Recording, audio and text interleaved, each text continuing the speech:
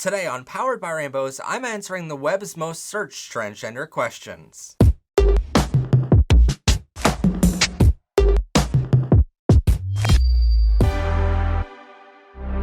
Welcome everyone to Powered by Rainbows. I am of course your host, Professor Pride, and on our weekly TV show, we help LGBTQ people realize how normal and valid they are. And with our comment sections, we've seen a lot of people asking the same exact questions over and over again. So we wanted to answer the web's most searched transgender questions today to help people understand how valid and normal transgender people actually are. So the first question up today is, what does transgender mean? Well, simply put, it means someone has a different gender identity or gender expression than the sex they were assigned at birth years ago. So basically, gender identity is who a person actually is and identifies their gender as, and gender expression is when you actually show other people what your gender is. For instance, a woman could wear a dress, a man could have short hair, those sorts of things. Express your gender to others. This is quite simply explained in our episode on the genderbread man to show you exactly what gender expression and identity are there. But on this, we sort of define on the show transgender as something a little bit different from that. So we have actually two circles we identify on, two spectrums on the gender identity. So you have your actual gender and your perceived gender circle. So where are you on both of those? What do other people perceive your gender as, and what gender are you really deep down inside? And those can be different. And so transgender is when someone's actual gender is different from their perceived gender. This could be correlated to the actual gender you are inside, your gender identity and gender expression, compared to your birth sex. So with the perceived gender circle. So if those two are different, the transition you go through is actually on the perceived gender circle only of transitioning people from your birth sex gender to your actual gender circle so that they match eventually. So that is the transition you go through, and it's where the transgender term comes from there. But just keep in mind that transgender means your gender identity and expression are different from your birth sex, but that does not make you any less valid as a person. So that actually is a great transition to the next question of, are transgender people valid? 1000% yes, they are completely valid.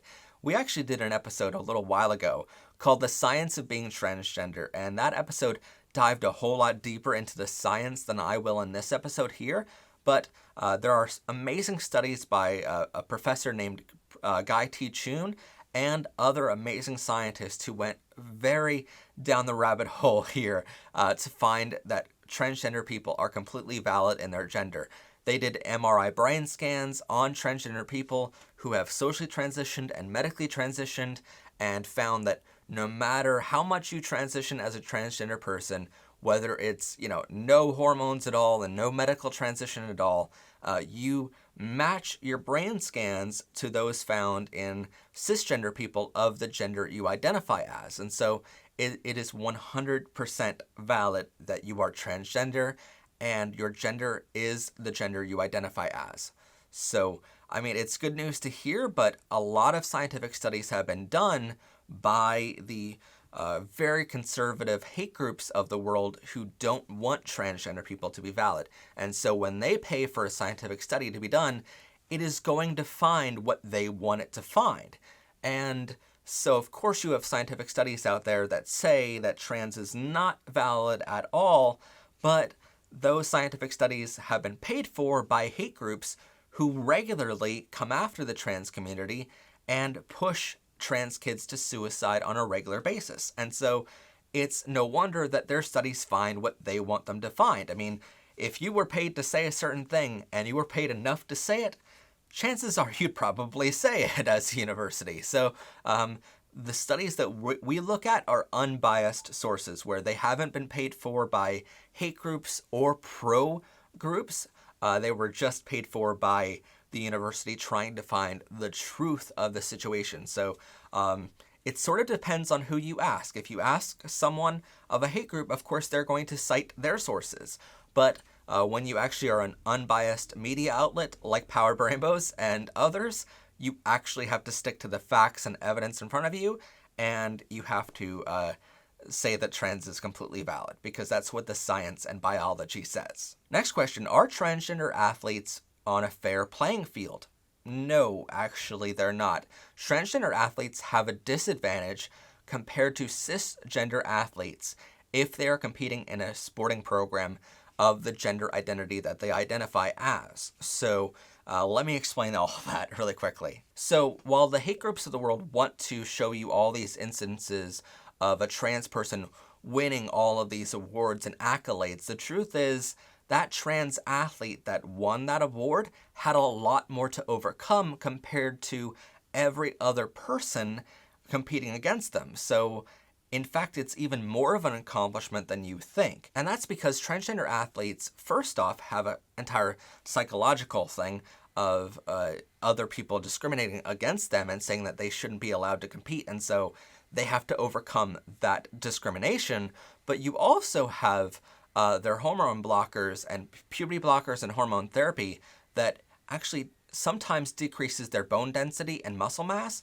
And so they have much more training to do in order to win that competition compared to a cisgender person.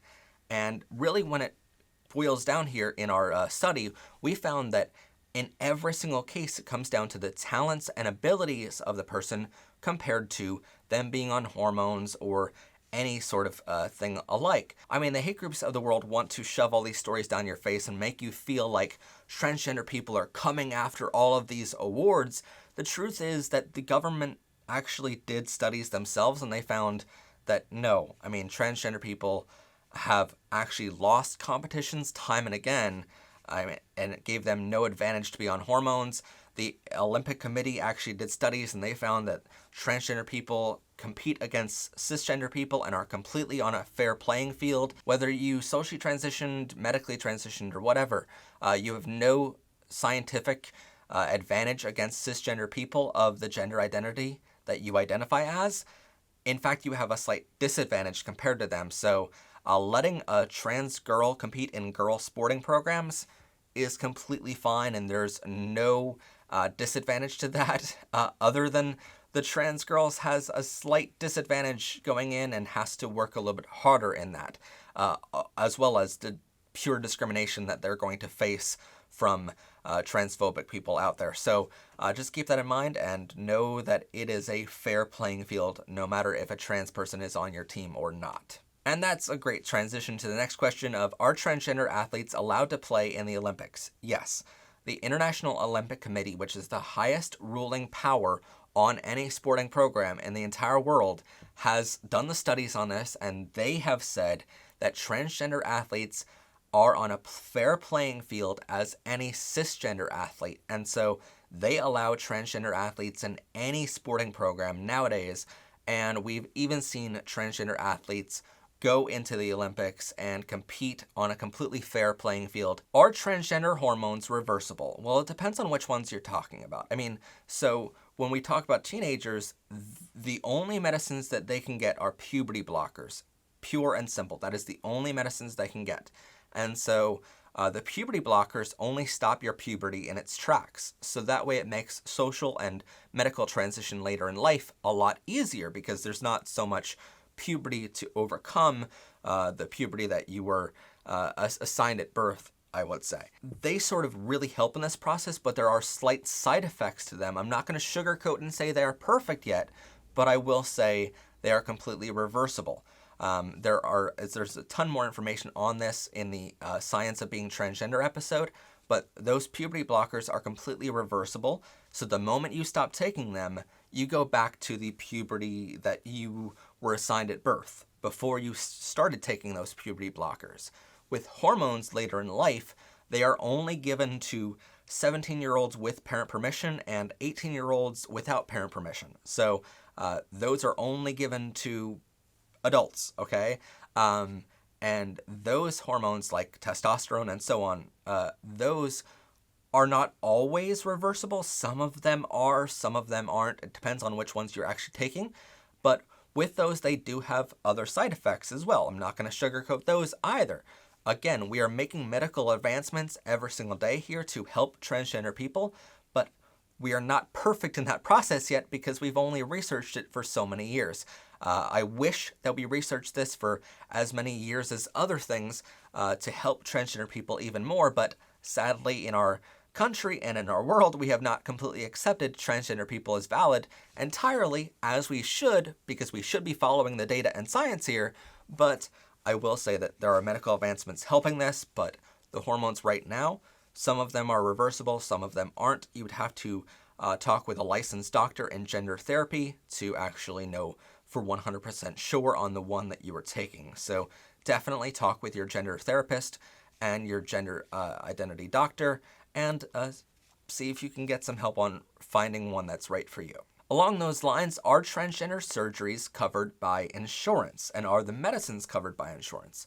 Initially, I thought this was a no-brainer, but in doing some research on this question over the past couple years, I've actually found the opposite. So, of course, there are going to be stories where under your health insurance plan or coverage, you are not covered for surgery or not covered for the medicines that you need to acquire as a transgender person. But there are actually some laws on this that help a lot. I will say that the health insurance industry of America sucks to no end and does not cover a lot because insurance companies want to deny every policy they can, and they want to make as much money as they possibly can. Not everyone in America is covered on health insurance, believe it or not, in a first world country that we live in. Believe it or not, we don't have universal health coverage, which is weird. I know other countries do this, and yet America doesn't. And certainly that sort of thing affects minorities even more than anyone else because minorities are routinely discriminated against. But when it comes to these surgeries and hormones, a great resource on this is actually the National Center for Transgender Equality at transequality.org. They did a ton of research on this that helped us in researching for this episode and others, and they say, quote, "Federal and state law prohibits most public and private health plans from discriminating against you because you are transgender. This means, with few exceptions, and keep in mind there are exceptions here, that it is illegal discrimination for your health insurance plan to refuse to cover medically necessary transition-related care.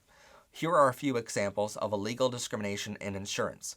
First off, health plans can't have automatic or categorical exclusions of transition-related care. For example, a health plan that says that all care related to gender transition is excluded violates the law. So on that, an insurance company cannot legally say that they just categorically deny any puberty blockers, hormones, or actual surgeries. They cannot say that in general.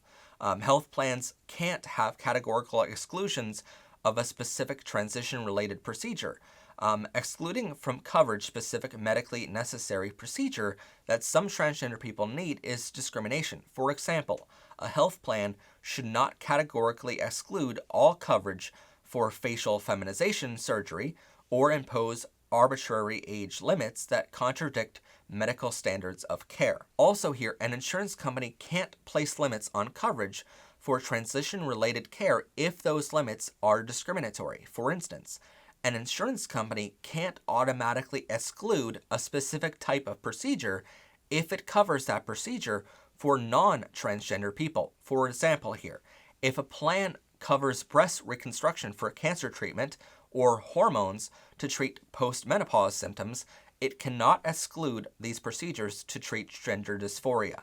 So transgender people should be able to access the same exact surgeries and procedures and medicines as non-transgender people. Refusing to enroll you in a plan, canceling your coverage, or charging higher rates because of your transgender status is illegal.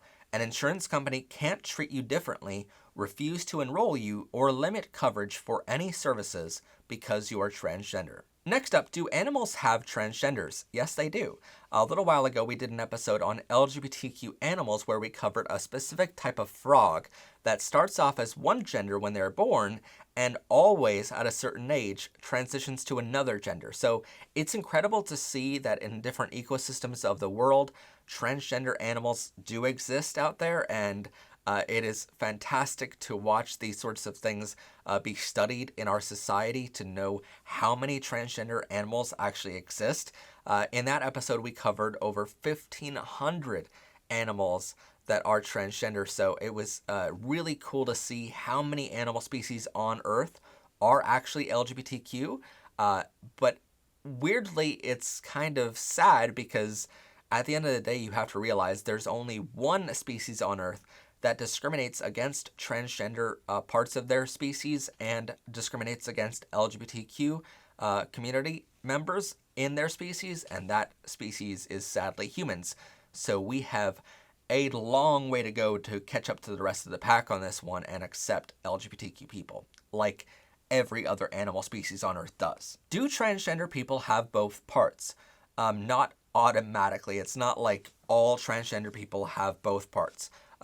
Some do, because some are a part of the intersex community, and intersex individuals have both male and female genitalia, but not all transgender people have both parts, only some. So what you're thinking of is intersex individuals, and intersex people have both parts, but they've existed forever, just like all LGBTQ identities out there.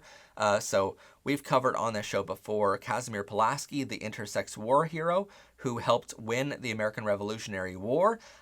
We've covered many intersex people over the years on this show, and there's certainly more we haven't covered in history before that. So, I mean, intersex people, just like all LGBTQ identities, have existed forever, not just in the past 50 years or so. Do transgender people have periods? It depends. So there's transgender males who have not undergone bottom surgery to have a penis, and so instead they have a uterus still. And there are also transgender women who have undergone bottom surgery and have a uterus instead of a penis, and so they have periods, as well as non-binary and agender people who have periods still because they have not medically transitioned just quite yet, or they don't want to. Many transgender people choose to not medically transition because it's sometimes still a little bit risky there with surgery. Any surgery is still risky because you're undergoing anesthesia and other things, but you can still have a period as a trans person, but not all transgender people have periods. Do all transgender people have surgery? No. In fact, it's quite heavily on the side of most transgender people only socially transition, which means they come out publicly, they start growing their hair longer, they wear different clothing, so on and so forth. They socially transition, including changing their name and their pronouns to help other people understand their true gender. But many transgender people still do not undergo surgery because it is not 100% safe to do so. Because again, any surgery is sometimes risky because of anesthesia and all sorts of different risks that are included in surgery. Any surgery. It's not like trans surgery is inherently specifically dangerous. Any surgery is dangerous. So many trans people decide not to go ahead with that. And many people just decide, you know what, I'm going to be my authentic self to the rest of the world, and in the bathroom, I still have certain parts. And that is perfectly fine. It does not make them any less valid as a trans person. Is getting pregnant possible for transgender males? Yes.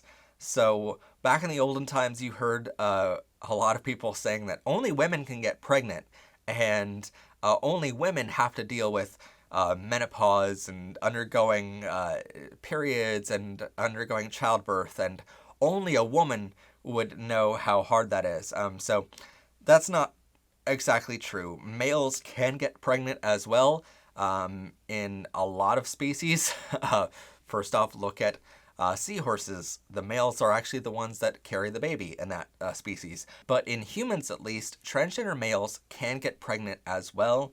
and they can carry to term and have a healthy, normal family and baby just like any other person would. So what we actually see a lot of times in our community is two males in a gay relationship having a baby together biologically because one of them is a transgender male and just hasn't undergone bottom surgery yet. So it is fantastic to see a gay couple being able to experience 100% biologically their child being born into the world. So that is fantastic to watch and to see stories about. So I love reading those. But yes, a transgender male can get pregnant. Speaking of pregnancy, is sex with a trans person like with cisgender people? There's a channel on YouTube called Jimmy Dodger who dives into this much more heavily than I will in this episode. Certainly in the future, I want to do an episode on transgender intercourse and trans sex ed, like we did an episode on gay sex ed a little while ago. And certainly in that episode, I'm going to dive a lot deeper into this. But on this question, I will say it is 100% like doing it with any other person on Earth. As Jamie Dodger mentions in his videos, intercourse is something that every single person on Earth does a little bit differently than any other person. So when you're with a partner, you have to learn what they want and what they like in that moment.